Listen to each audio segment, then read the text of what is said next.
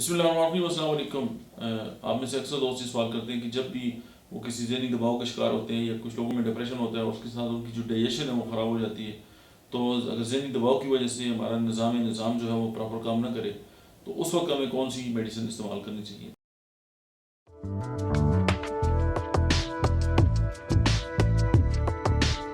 तो होम्योपैथी इस हवाले से बहुत रिच है। और देखिए, गम के जो बुरे असरात हैं, गम के बद असरात, उनको सबसाइड करने की जो होम्योपैथी की दवा है वो है इग्निशिया।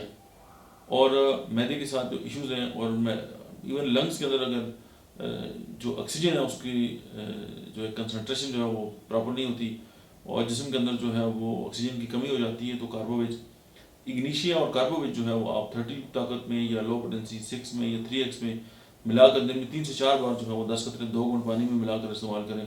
तो न सिर्फ ये कि जो ज़हनी दबाव है उसमें बेहतरी आएगी, बहुत बेहतरी आएगी, बल्कि आपका जो निज़ाम है वो भी ठीक हो जाएगा। Thank you very much.